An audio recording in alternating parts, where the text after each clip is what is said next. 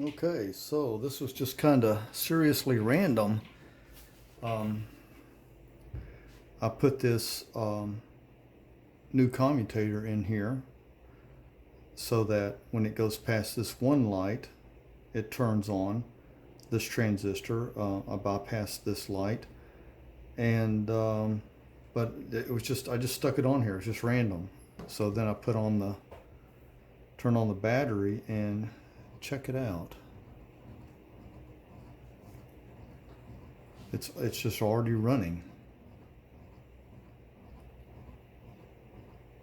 Not sure if you can hear it. I'm really curious. I've got 10 volts here.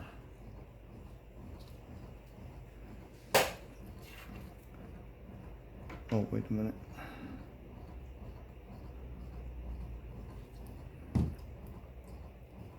Okay. Let's take that off.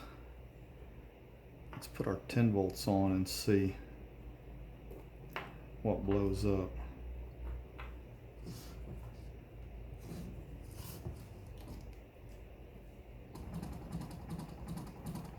Yeah, look at that. It's even faster.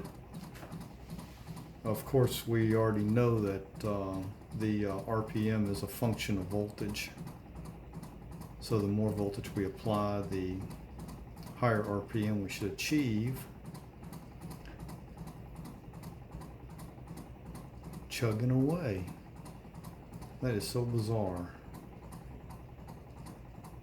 I have no idea what my timing setup is on it. How many degrees I have it. I can almost see the batteries. Oh,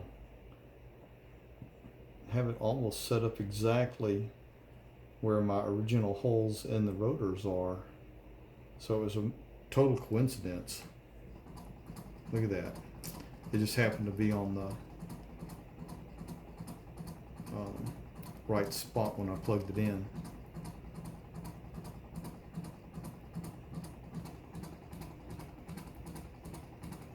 So this is the pulse motor. Again, every time it the little hole here passes the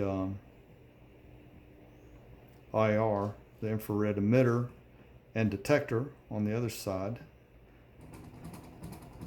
it makes a pulse to the coil, and so it pushes it.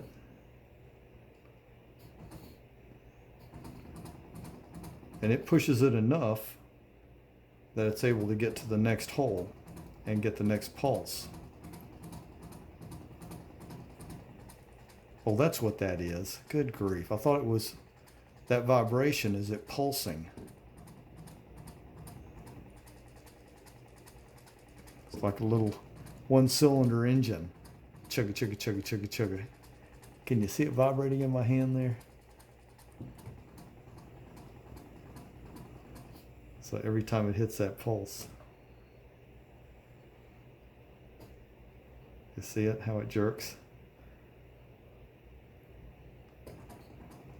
So now I've got to get my H bridge working so it will do full commutation instead of just one single pulse. All right, so I'm excited. First time that's worked.